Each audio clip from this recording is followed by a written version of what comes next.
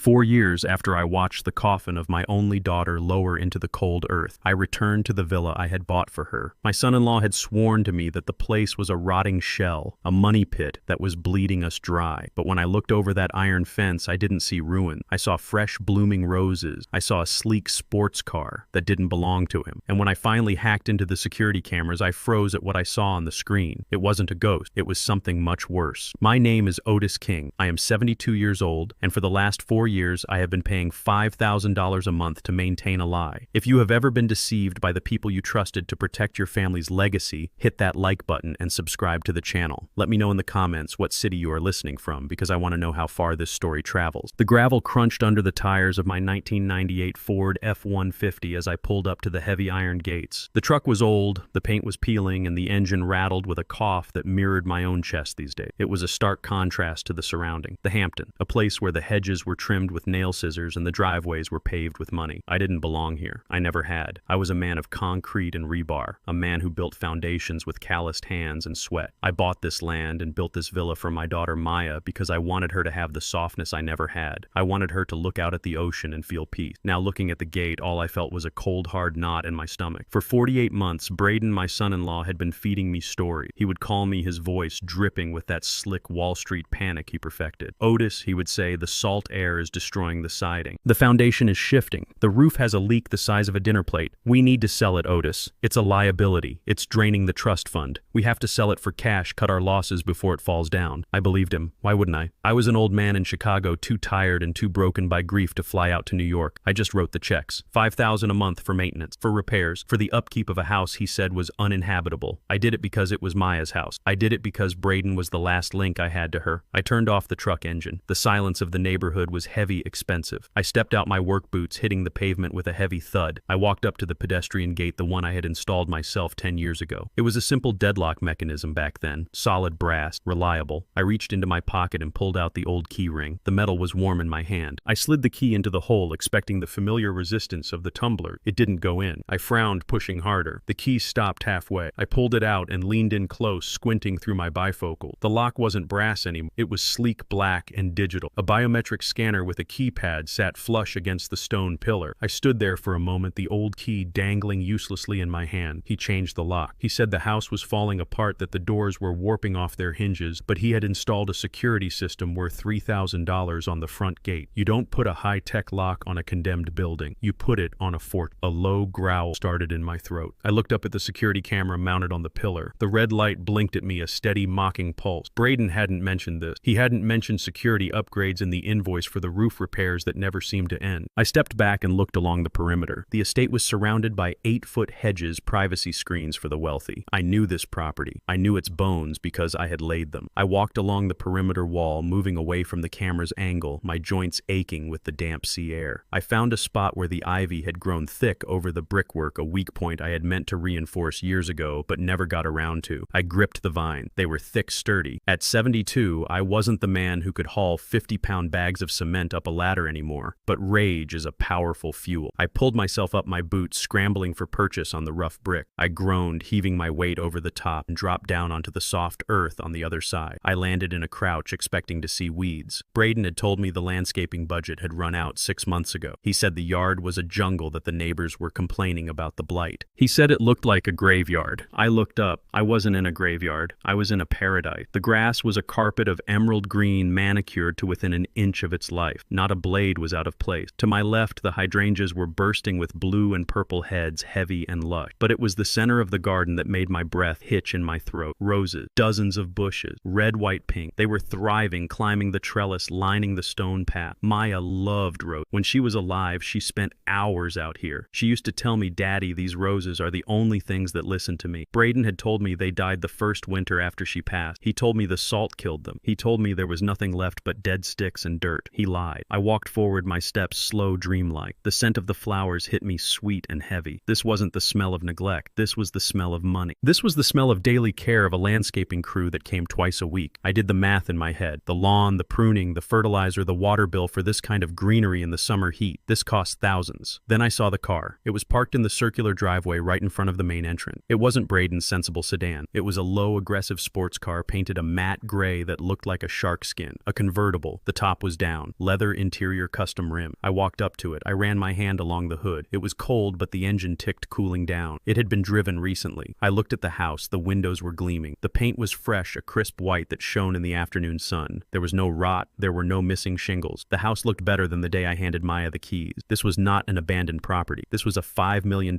estate being kept in pristine condition, and I was paying for it. The realization hit me like a hammer to the chest. Every check I wrote, every time I dipped into my retirement savings because Braden said the insurance had lapsed, every time I skipped a meal or didn't turn on the heat in my own apartment in Chicago because I wanted to make sure Maya's house didn't crumble. It was all a lie. He wasn't maintaining a ruin. He was maintaining a palace. But for who Braden lived in the city, he always complained about the commute. He said he hated coming out here because it reminded him of her. He said it was too painful. I walked up to the front door. Massive double doors made of mahogany. I reached out and tried the handle. Locked, of course. I stepped back and looked at the facade. I knew this house. I knew that the window to the basement utility room had a latch that never quite caught if you slammed it too hard. It was a defect I had noted on the punch list 10 years ago, something I meant to fix, but Maya said not to worry about because nobody goes down. I walked around the side of the house, pushing through the perfectly trimmed bushes. I found the window. I knelt down, my knees popping, cleared away the mulch. There it was, the small hopper I pushed on the corner. It gave way with a groan, rusted. I didn't hesitate. I didn't think about the laws breaking. I didn't think about calling Braden to ask for an ex. You don't ask a snake why it bit. You just cut off its head. I went back to my truck, climbed the fence again, slower this time, fueled by a cold, hard determination. Grabbed my old metal box from the truck bed. It was heavy, dented, scratched from 40 years of job site. It had my name scratched into lid with I carried it back to the window. I was going inside. I was going to find out who was living in my daughter's house, sleeping in her bedroom, looking out at her ocean. I slid the toolbox through the window, letting it clang onto the concrete floor below. Then I squeezed my body through the opening. I scraped my arm, felt the sting of skin tearing, but I didn't stop. I dropped onto the floor of the basement. It was cool and dark. The hum of the HVAC system was a steady thrumming sound. I pulled a flashlight from my belt and clicked it on. The beam cut through the darkness. This wasn't just a basement anymore. It was a server room. Banks of blinking lights lined the wall. A high-end security system hub. A wine cellar that was fully stocked, bottles gathering dust in their rack. I walked past the wine, ignoring the thousands of dollars of liquor, and headed straight for the security panel on the wall. It was the main hub for the cameras. If Braden had upgraded the locks, he had upgraded the eyes of the house. I set my toolbox down on a workbench. I opened the lid and took out a set of precision screwdrivers and a tablet I used for diagnostics on modern HVAC units. I wasn't a hacker, but I was a builder. I knew how these systems were wired. I knew that if you bypassed the external keypad and went straight to the hard drive, you could see everything. It took me 10 minutes. 10 minutes of splicing wires and bypassing the encryption protocols that were meant to keep intruders out. But I wasn't an intruder. I was the owner. The screen flickered to life. A grid of 9 cameras appeared. The driveway, the front door, the backyard, the living room, the kitchen, the master bedroom. I grabbed the hard drive. I ripped the cables out of the back, sparking a small flash of electricity. I shoved the drive into the front of my jacket and zipped it up. This was the evidence. This was the truth. The door splintered. A boot kicked through the wood near the lock. I backed up against the far wall, grabbing a heavy pipe wrench from my toolbox. I was 72 years old. My knees were bad. My back was shot. But I had spent my life swinging hammers and breaking stone. The door flew open. Braden stood there, his face red, his eyes bulging. The man in the tight suit stood behind him, cracking his knuckles. The woman with the briefcase stayed in the hallway, watching with cold, dead eyes. "Well, well," Braden sneered, stepping into the room. "Look at this!" The rat crawled into the sewer. He didn't see a father. He didn't see a grandfather. He saw a problem to be disposed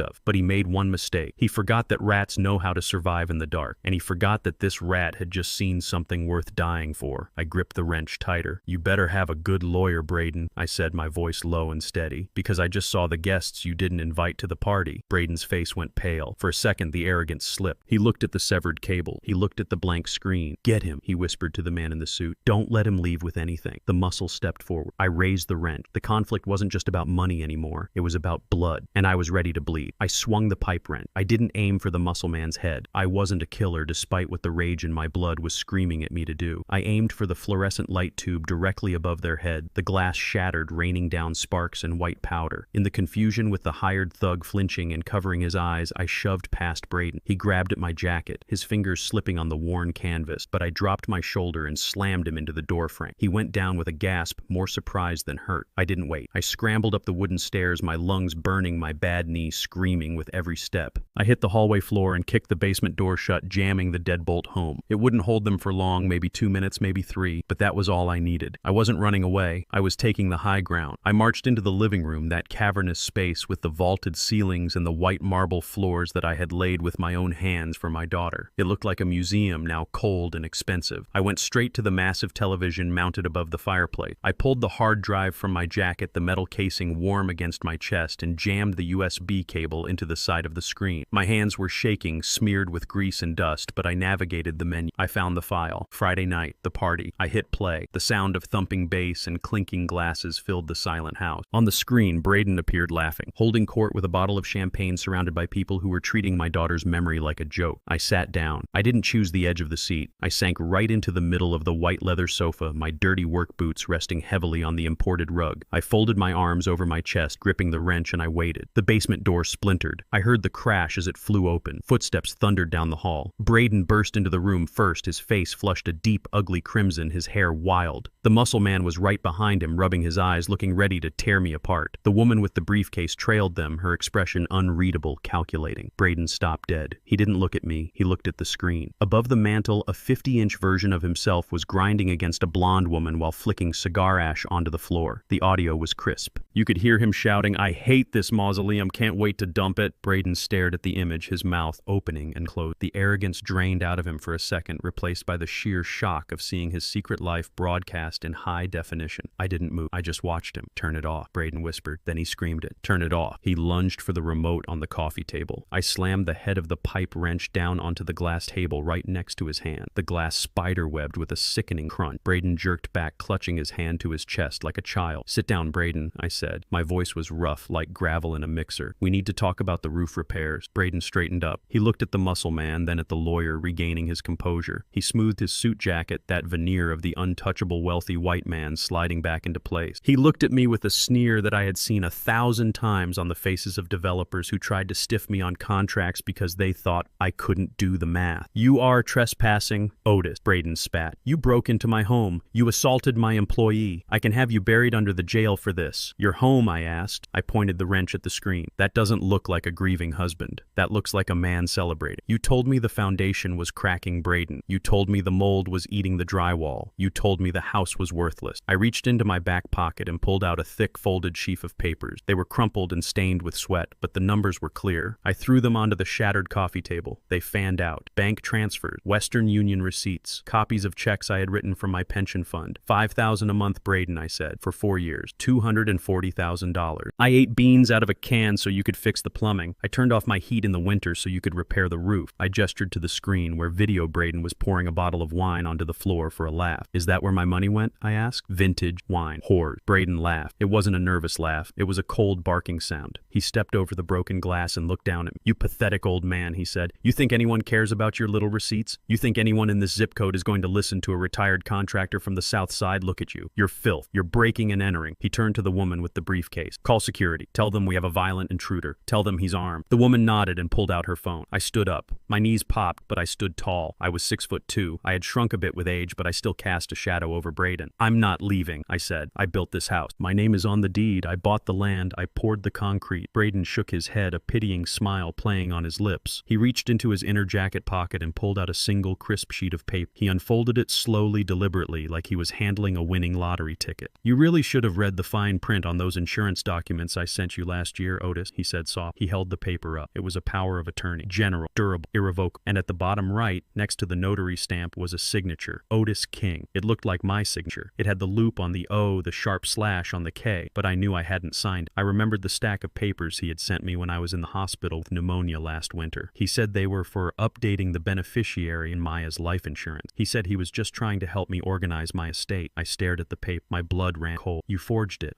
I didn't forge anything," Braden said, his eyes gleaming. "You signed it. You were confused. You were sick. You trusted me. Remember, you told me, Braden, you handle it. I'm too tired." He took a step closer, invading my space, smelling of expensive cologne and rot. And using that power, he continued, his voice dropping to a conspiratorial whisper. "I sold the property last week to a holding company based in the Cayman." He pointed to the door. "This isn't your house anymore, Otis. It's not my house either. It belongs to a corporation, and you are just a squatter with a weapon." The sheer weight of the betrayal hit me harder than any any physical blow. He hadn't just stolen my money, he had stolen my legacy. He had stolen the last piece of Maya I had left. The sound of sirens cut through the air. They were close, fast. The private security in this neighborhood didn't mess around. Braden smiled. He looked at the muscle man. Get him out of here. If he resists, hurt him. The police will just say it was self-defense. The muscle man stepped forward, cracking his knuckles. I gripped the wrench, my mind racing. I could fight. I could take one of them out. But then I'd go to jail. I'd be the angry black man who attacked a grieving white widower in a mansion. I wouldn't be able to help the girl. I wouldn't be able to find the boy. I looked at the screen one last time. The image of the woman Nia kissing Maya's picture. That was real. That was the truth Braden didn't know I had. I lowered the wrench. Smart choice, the muscle man grunted. He grabbed me by the collar of my jacket and shoved me toward the door. I stumbled, nearly tripping over my own boots. He dragged me through the hallway, past the photos of Braden's new life, past the lies. They threw me out onto the gravel driveway just as a white security SUV screeched to a halt. Two guards jumped out, hands on their holsters. That's him, Braden shouted from the doorway, playing the victim, now his voice trembling with fake fear. He broke in. He has a weapon. He threatened my lawyer. The guards were on me in seconds. They slammed me against the hood of the SUV. I felt the cold steel of handcuffs bite into my wrists. I didn't fight them. I let them pat me down, let them take the wrench, let them pull my wallet out of my pocket. But I kept my eyes on Braden. He was standing on the porch, adjusting his cuffs, watching me with a look of absolute triumph. One of the guards shoved me into the back of the SUV. "Stay down, old man," he barked. As the car door slammed shut, separating me from the house I built, I didn't look at the ground. I looked through the tinted window at the second-floor window, the window of the master bedroom. For a split second, I saw a face. It wasn't Braden. It wasn't the lawyer. It was the little boy. He was pressing his hand against the glass, watching the lights of the security car. He was inside. He was trapped in there with them. I leaned my forehead against the cold glass of the police car. I wasn't defeated. I was just getting started. Braden thought he had won because he had a piece of paper. He thought he had won because he had the law on his side. But he didn't know what I had seen in the basement. He didn't know I had the hard drive tucked inside my jacket, pressed against my beating heart. He didn't know about Nia, and he didn't know that I had just seen my grandson. I watched the house disappear as the security car drove me to the precinct. I didn't say a word to the guard. I just closed my eyes and made a promise to the ghost of my daughter. I'm coming back, Maya, and I'm going to burn his whole world down. The Suffolk County Police released me at dawn with a disorderly conduct citation and a warning that sounded more like a threat. Get out of town, Mr. King. Go back to Chicago. This isn't your neighborhood. They didn't even give me back my pipe rent. They dumped me on the sidewalk like a bag of wet cement, expecting me to catch the first Greyhound bus west. But I didn't go to the bus station. I walked 3 miles down the highway to the Sandpiper Motel, a roach trap that sat on the edge of the wealthy district like a festering sore. It smelled of stale cigarettes and bleach, a smell that reminded me of the job sites I worked in the 80s. It was perfect. It was invisible. I paid cash for a week up front. The clerk, a kid with acne and a bad attitude, didn't even ask for ID when I slid an extra 50 across the counter. I went to my room, washed the grease and drywall dust off my face with a bar of sandpaper rough soap, and sat on the edge of the bed. I pulled the hard drive out of my jacket. It was heavy cold against my skin. I didn't have a computer to read it yet, but I didn't need one to know what my next move was. I needed to find the girl, Nia. I spent the next 2 days living in my truck parked in a patch of woods overlooking the service road that led to the estate. I used a pair of cheap binoculars I bought at a surplus store. My joints seized up in the damp air and my stomach growled, but I didn't move. I watched the landscaping trucks come and go. I watched the pool boy. And then on the third morning, I saw her. She wasn't wearing the gray hoodie. She was wearing a blue smock, walking with her head down, carrying a heavy laundry bag over her shoulder. She was walking away from the service entrance of the gated community, heading toward the bus stop. I started the truck. The engine coughed, a loud rattling sound that made her jump. She looked around, terrified, her eyes darting like a trapped bird. I stayed back, letting her get on the bus. I followed it. The bus took us out of the manicured lawns and into the grittier side of town, the part the tourists never see. She got off at a strip mall that had seen better days, a liquor store with bars on the windows, a check cashing place, and a laundromat called Suds and Duds. She walked inside. I parked the truck and waited a beat. I checked my reflection in the rearview mirror. I looked like hell. 72 years old, gray stubble on my chin, eyes bloodshot from lack of sleep. I looked like a man who had nothing left to lose, which was exactly what I was. I pushed open the glass door of the laundromat. The heat hit me instantly, a wall of humid, soapy air. The noise was deafening machines, chugging water, sloshing a TV in the corner, blaring a game show. Nia was behind the counter, folding a massive pile of white sheets. She was working fast, her hands a blur. I walked up to the counter. I didn't say a word. I just placed my calloused hand on the stack of sheets she was folding. She froze. Her eyes traveled up my arm to my face. Her breath hitched. She recognized me. I saw it in the way her pupils dilated. She didn't see a customer. She saw a a ghost. Mr. King, she whispered. Her voice was shaking so bad I could barely hear her over the spin cycle. You know who I am, I said. It wasn't a question. Please, she stammered, backing away until she hit the wall of dryers behind her. I didn't take anything. I put everything back. I just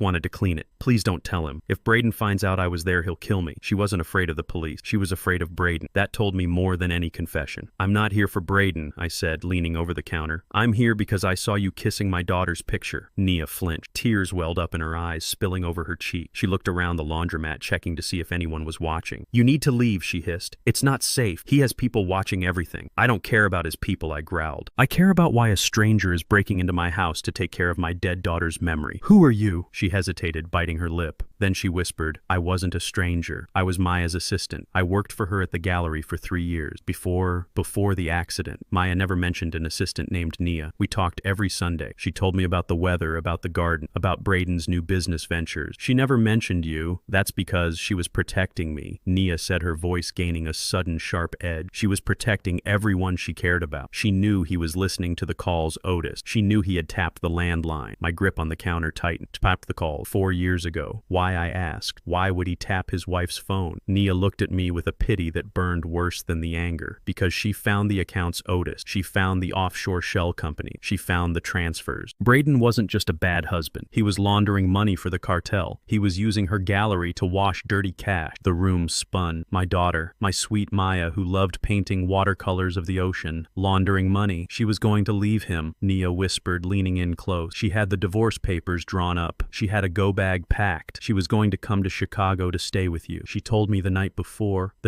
she died. I felt like I had been punched in the gut. The official report said she lost control of her car on a rainy night. She hit a tree, dead on impact. Braden had cried at the funeral, held my hand, told me it was a tragic accident. It wasn't an accident, was it? I asked, my voice barely a rasp. Nia shook her head slowly. Her car was brand new Otis. She was the safest driver I knew. And the brake lines, the police report didn't mention the fluid on the driveway, but I saw it. I saw it when I came to work that morning. She wiped her face with her sleeve. Braden fired me the day after the funeral. He told me if I ever came back, if I ever spoke to you, he would make me disappear. He said I was a nobody, a girl from the projects, and no one would miss me. So why go back? I asked. Why break in? Why clean the house? Nia looked down at her hand. Because it's the only place I feel close to her. And because I needed to get something she hid. What? She looked at the clock on the wall. I can't talk here. My shift ends in 10 minutes. If you want to know the truth, the real truth, you have to come with me. But you have to promise not to freak out. You have to promise. I promise. I waited in the truck while she closed up. She came out looking small and fragile in the harsh sunlight. She got into the passenger seat of my old Ford, smelling of detergent and fear. Drive, she said. She directed me to a part of town that looked like the neighborhoods I grew up in. Crumbling brick tenements, bars on the windows, kids playing in the street with deflated balls. We pulled up to a building that looked like it should have been condemned 10 years ago. This is it, she said. We walked up 3 flights of stairs that smelled of cabbage and stale beer. She unlocked a door with 3 different deadbolts. The apartment was tiny, a single room with a kitchenette in the corner. The furniture was old, mismatched, likely scavenged from the curb, but it was clean, spotless, just like she kept the villa. Mama, a small voice piped up from the corner. I looked over. There was a playpen set up near the window. A little boy was standing up, gripping the mesh side. He had a mop of curly hair and a toy truck in his hand. Nia dropped her keys on the table and rushed over to him. Hey, baby. Hey, Leo. Mama's home. She picked him up. He buried his face in her neck, then peeked out at me with wide, curious eyes. I stepped closer. My heart was hammering a rhythm against my ribs that felt dangerous. I knew what I had seen on the security footage, but seeing it in person in the flesh was different. It was visceral. The boy Leo looked at me. He didn't smile. He just studied me with a solemn intensity. He had the same nose as Ruth. He had the same chin as me, but it was the eyes. Those almond-shaped, deep brown eyes with the flecks of gold in them. They were Maya's eyes. I reached out a trembling hand. The boy didn't pull away. He reached out and wrapped his tiny fingers around my thumb. His grip was surprisingly strong. He's 3 years old, isn't he? I asked, my voice choking. Nia nodded, tears streaming down her face again. She turned him so I could see him better. Maya was pregnant when she died, I whispered. But the timeline, 4 years, it doesn't fit. She wasn't pregnant when she died, Otis, Nia said softly. She had Leo 6 months before the accident. She hid him. Hid him? How do you hide a baby? Braden didn't want kids, Nia said. He hated them. He told her if she ever got pregnant, he would make her get rid of it. So when she found out, she left for a while. She told him she was going to Europe for an art residency. She stayed with me, in this apartment. She had him here. She was terrified Braden would hurt him if he knew. She was planning to take him and run to you, but she needed the money she had stashed. She went back to the house that night to get the cash and the evidence against Braden. She never came back. I looked at the boy, my grandson, a secret kept in a crumbling apartment while his father threw parties in a mansion paid for with his mother's blood. So Braden doesn't know, I asked. Nia shook her head. He thinks she miscarried in Europe. He doesn't know Leo exists. If he finds out, if he sees him, he'll know. He'll know Maya lied to him, and he'll know there's an heir to the estate he's trying to sell. She looked me dead in the eye. Otis, that's why I broke in. Maya hid a journal in the house, in the fireplace. It has everything. The account numbers, the names of the people Braden works with. It proves Leo is hers. It proves everything. I've been trying to find it for months, but I can't find the loose brick she talked about. I looked at my grandson. He was still holding my thumb. I felt a surge of protectiveness so fierce it almost brought me to my knees. I had lost my daughter. I had lost my wife. I had lost my house, but I wasn't going to lose him. I'm going to find that brick, I said, and then I'm going to bury Braden under it. The air in that tiny third-floor walk-up was stale, smelling of boiled cabbage and old fear, but when I looked down into that playpen, the world stopped spinning on its axis. The boy Leo stared back at me. He didn't cry. He didn't hide. He just gripped the mesh siding of his cage with tiny, determined fingers. His chin tilted up in a way that punched the breath right out of my lung. It was Maya's chin. It was the same stubborn set of the jaw she had when she was 5 years old and refused to eat her peas. I sank onto a folding chair, the metal groaning under my weight. My knees felt like they had turned to water. I looked at Naya, who was wringing her hands in her apron, her eyes darting to the window every time a car passed on the street below. Tell me again, I said, my voice sounding like it was coming from underwater. Tell me how this is possible. Maya has been dead for 4 years. This child is 3. The math, Nia. The math doesn't work. Nia sat on the edge of the mattress, pulling her knees to her chest. She looked so young, too young to be carrying a secret this heavy. She didn't carry him, Otis, she whispered. Not in the way you think. Maya couldn't. The doctors told her the stress, her heart condition.